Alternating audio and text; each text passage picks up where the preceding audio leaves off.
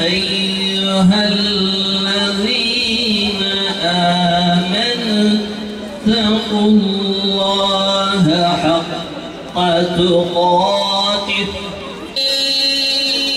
إخوانا وكنتم على شفا حفرة من النار. Dünya istikbarı ve küresel zalimlerle iyi geçinme uğruna zulme taraf olunuyorsa, vatandaş ve toplum olarak ben şimdi kime güveneceğim deme çaresizliği yaşıyorsa ve siyasi temsilden yoksun gariplerin feryatlarına halen kör ve sağır kalınıyorsa, biz de bunlara cevaben diyoruz ki Tuğba lil gurabai, Tuğba lil gurabai, gariplere müjdeler olsun, hür dava sahipleri geliyor.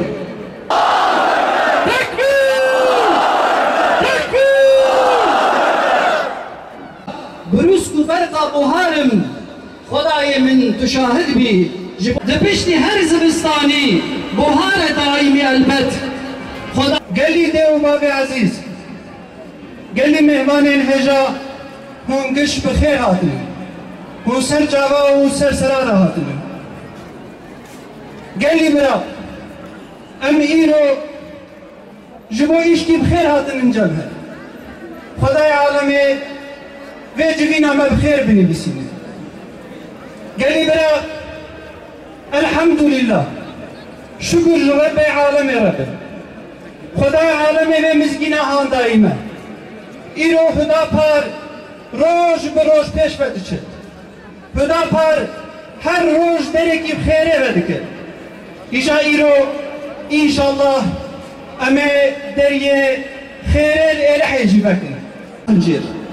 Kimi dahinme bari gran em evl em ehle fadan em işin kısa süreli ve geçici olacaktır. Bundan şüpheniz olmasın.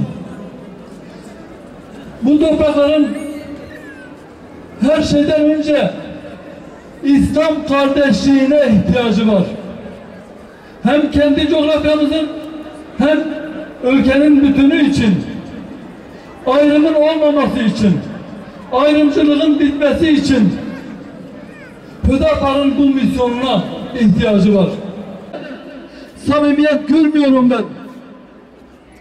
Eğer samimiyet var ise bugün neden halim tabelamızdaki Kürtçe isme takılınıyor ve tabelamızın kaldırılması isteniyor? Hani bu coğrafyada Kürt-Türk kardeşti, Kürtçenin önündeki bütün engeller kaldırılmıştı, etnik ayrımcılık bitmişti. Gerekli düzenlemeler yapılmıyor. Gerekli düzenlemeler, anayasal düzenlemeler, yasal düzenlemeler yapılmadan bu işin samimiyeti ortaya çıkmaz.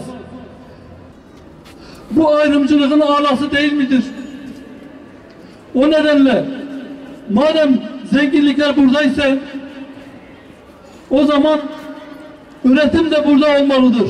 Fabrikalar da burada olmalıdır. Kendi insanımız kendi coğrafyasında, kendi toprağında efendi olmalıdır. İşçi olarak, ırgat olarak çalışmamalı. Başka yerlerde işçi olarak gidip de efendilere boyun eğmemelidir. Bu parti hepinizin partisidir. Bu parti halkımızın partisidir.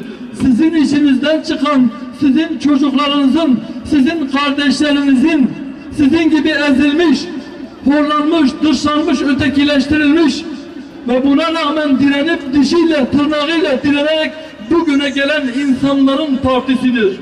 Ya Rabbi em talibi varistiya ardana ve beha varisi arda. Ya Rabbi em talibi siyaseteke İslami, siyaseteke rast ve dürüst ve dve siyaseta İslami de muvaffak bike. Bu imameti ve peşivantiya arda bidama. Ya Rabbi Resulü aleyhissalatu vesselam vakti bitene budnava Mekke'ye mükerremde Halkımıza, insanımıza, ülkemize, coğrafyamıza hayırlı olması dileğiyle. Bismillahirrahmanirrahim. Allahu Ekber.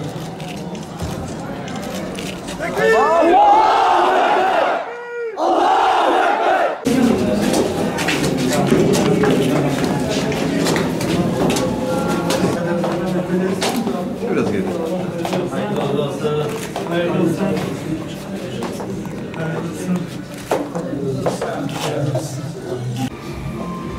Ne kadar hayırlı olsun. Allah hizmetler nasip etsin.